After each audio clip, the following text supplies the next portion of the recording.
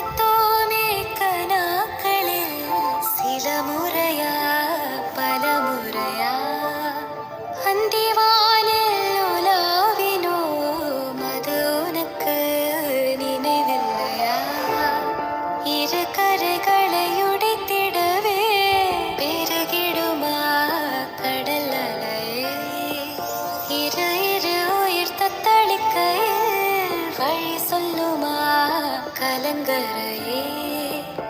உனதலைகள் என்னை அடிக்க கரை சேர்வதும் கனாவில் நிகழ்ந்திட